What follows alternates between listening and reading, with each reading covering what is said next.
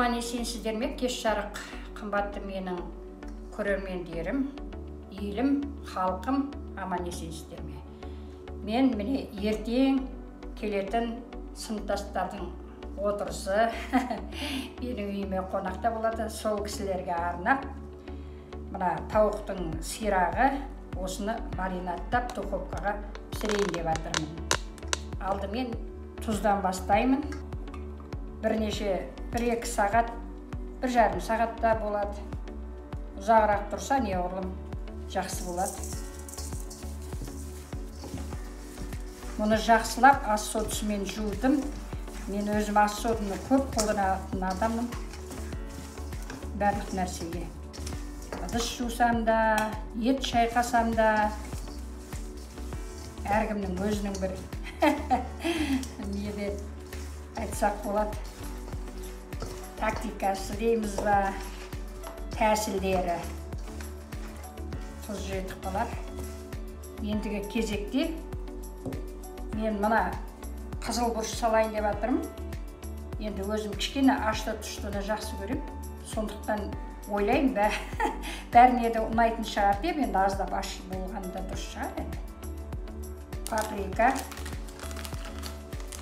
қып-қызыл болып, бұның тіпті зиян тұрмақ пайдалы қасиеттері өте зор. Оны барлықтарыңыз біліп болдыңыздар. Бұлар қазір өте пайдалы болып жатыр ғой. Тіпті емдік ретінде де қолданылады. Майонез мына аз-аздан қалып қойыпты.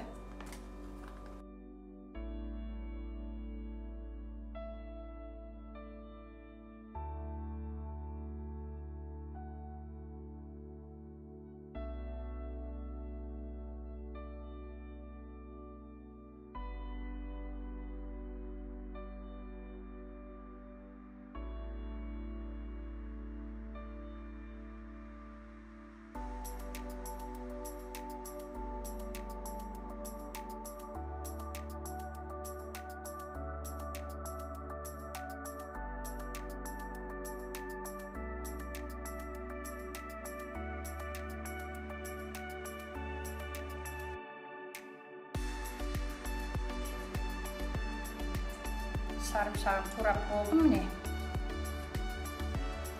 Batı көрермендер. Шылап жатып ақ. Тәбетім ашылып кетті. Біреулер түнімен тұрса жақсы дейді, енді ол түнімен тұрған біледі, әркімге әрқалай шығар. Түнімен тұрудың өте қажет жоқ. Бір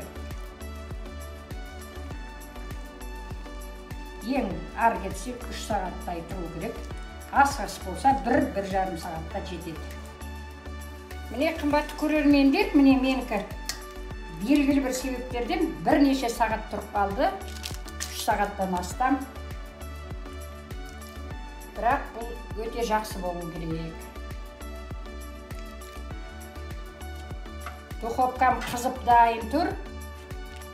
230 градуста.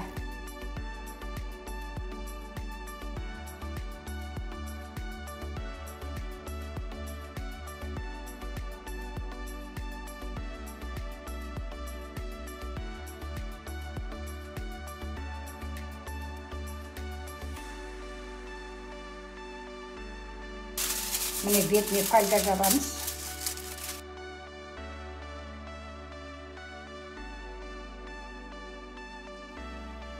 Қымбатты көрермендер, салып қойдым, енді сіздерге пісіп дайын болғанда көрсететін боламын.